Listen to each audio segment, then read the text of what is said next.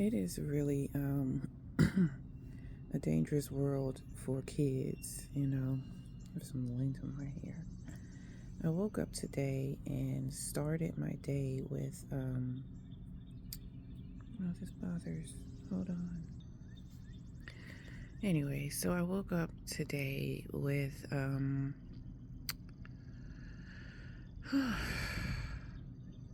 with prayer and thanksgiving. And I felt moved to share some things that I share with my daughters. I have teenage daughters, very young, but I started sharing this when they were like 11, I think. And people may question that. Why would you share something like that with your kids at such a young age? But it's because if I don't share it, the world will, and I want them to have an understanding of this world before that they are experiencing right now, especially right now. So when I was 13, I had a really close friend in school, and we were really close. And I would call her, and she would call me, and we would talk. I would go to her house to visit her sometimes. And then her brother started, just kind of showing up. So I became more familiar with him as well. And so I would talk to her and I would talk to him, just different occasions. And one day, he had invited me to come to the house. And so I was like, oh, okay. And so I asked him, like, where's your sister? Why is she not here? And he's like, oh, she just went to the store. She'll be back with my mom. She'll be back. And so I was like, oh, okay. So we were in because he lived in the basement of the house. So we were in the basement. And so, he started, just kind of jesting, because we would talk trash back and forth. Oh, you this and you that, laughing, thinking that is funny or whatever. And so when I'm sitting there and, we're looking at TV, so he starts, oh, what was that you said on the phone? And I was like, oh, I was just playing or whatever. And then the next thing I know, he's like kissing me on my neck. And I'm like, what's happening? Oh my God. And so I went with it because I did not know, like, oh my God, what is happening? And that was my first sexual encounter, knowing what it is. Like, oh my God, I can't believe this is really happening. Now, side note, I was raped when I was like 6, 7 years old. But at this time, I was 13. And I went with it. And I was just like, oh my God, I don't know what happened. I don't know how this happened. And so afterwards, I'm just sitting there, like, kind of in shock, like. And so I had said, well, that's the first time that has ever happened. And I was expecting something more than what I got. Like, oh, really? I'm sorry. I didn't know. But instead, I was gaslit. Like, oh, why didn't you tell me? And so then it was like, well, my mom is on her way back home. So basically, you need to leave. And so I walked back home and just kind of dealt with that. And my friend found out, and she never really talked to me anymore after that. And I think that she thought that I was only friends with her to get with him, and that was not the case at all. But I share this with my children so that my daughter, so that they can understand. Um, this year they will be 14 and 16, and so I share these stories with them so that they can understand what's out there. I feel like as a mother, it is my duty, and it's not the happiest story of my life. It's not the most proud moment of my life, but I share it with them so that they can know what to look for in boys or in men, and and I really feel like it's an injustice to tell them, oh, you don't need to do this or you don't need to do that, or especially as teenagers. um, I feel like it's an injustice to kind of direct them in a parental way without telling them why, without sharing my own personal stories about what happened to me so that it doesn't happen to them. And so, you know how they say, like, oh, teenagers think they know it all, and da da da, and you can't share, you can't tell a teenager anything, and as a parent you can only tell them, but you have to tell them the whole truth. That's just my personal belief. And I feel like, during my prayer time today, I was led to share this story about, how I talk to my kids. I talk to them about sex. I talk to them about drugs. I talk to them about everything that I can think to talk to them about. And then I give them examples. And then they see, like, I show them active examples, um, like in the media, the news, or whatever. I show them active, living examples of what it is that I'm talking about. And so I don't know if you want to protect your kids, because,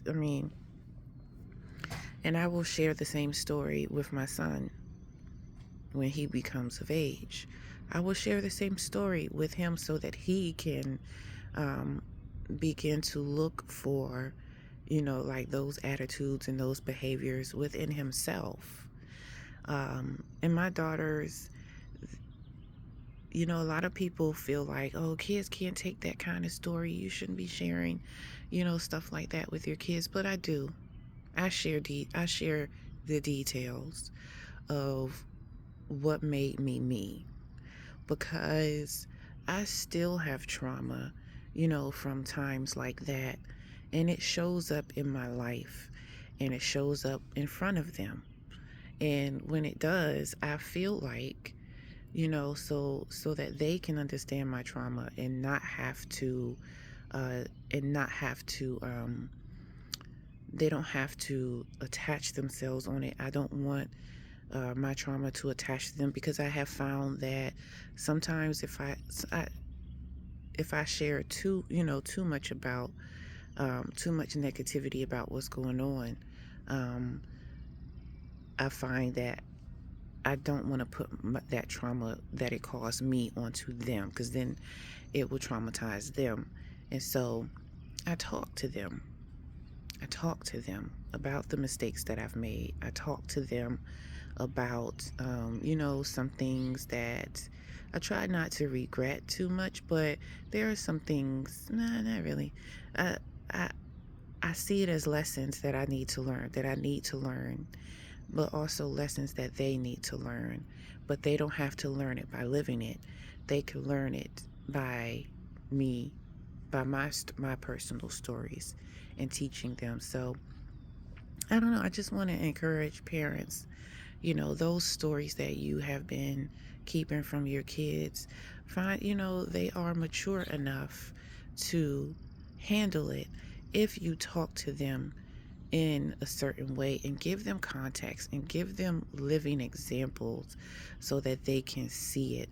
And even, I find that, when they were younger and they started, playing these games and they were on Roblox for a while before I took them off of Roblox, before all this PDF stuff started happening, before all this pedophilic stuff, before we even knew that Roblox was like a pedophile's dreamland. You could feel that energy. And so we ended up taking them off of Roblox a while ago. But even with that, you still find that they forget some things that you teach them. And so you have to reteach them. You have to reteach those stories to your kids, and not like every day. We revisit certain things. Remember what I told you about when I was 13? Oh yeah. And we talk about it. We process it.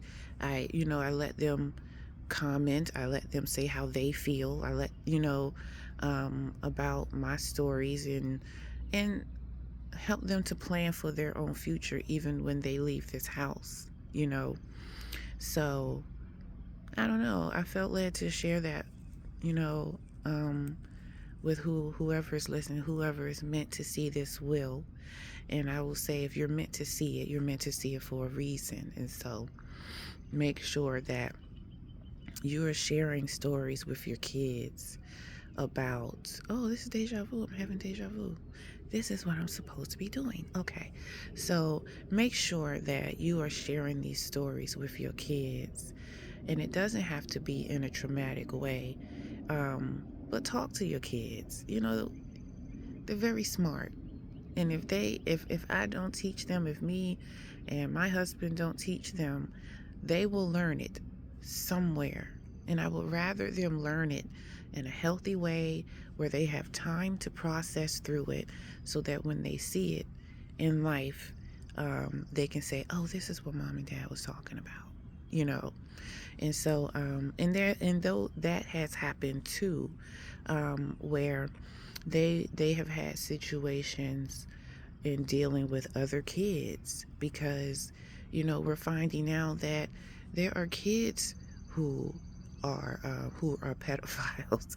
But I think that it's because they have been preyed upon, and so they become the hunter instead of the hunted.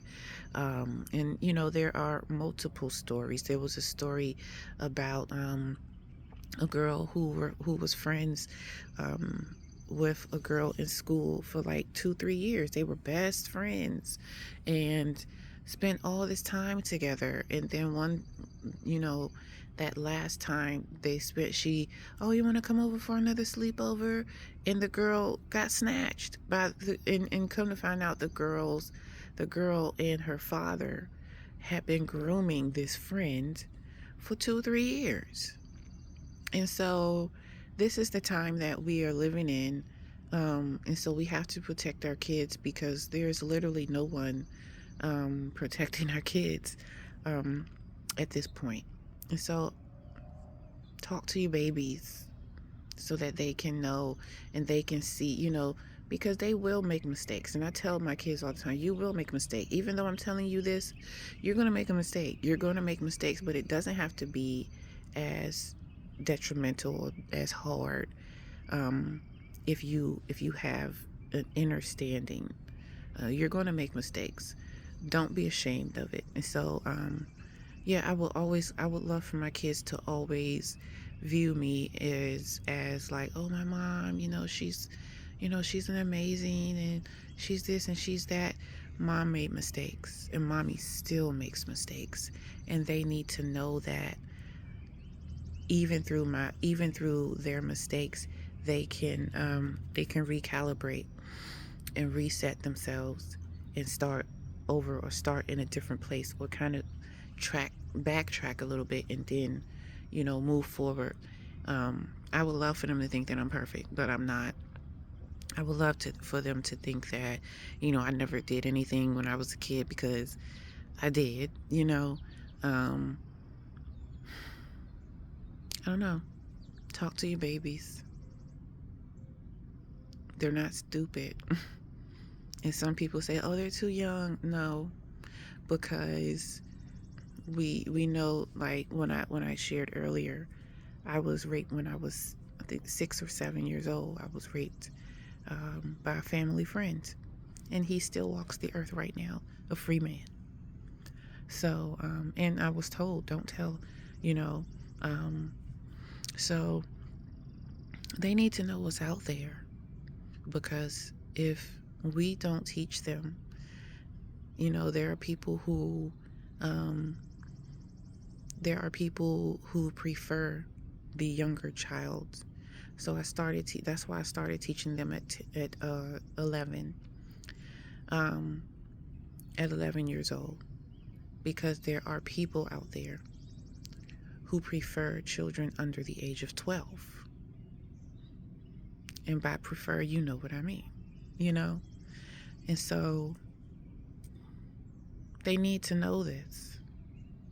The world is not a safe place right now for children. And so I hope that this encourages, if you're thinking about talking to your kids about something, or if, the Most High encourage you to talk to your kids about something. Bird, I don't want your babies. The bird put a nest under my canopy, and I guess she's just checking.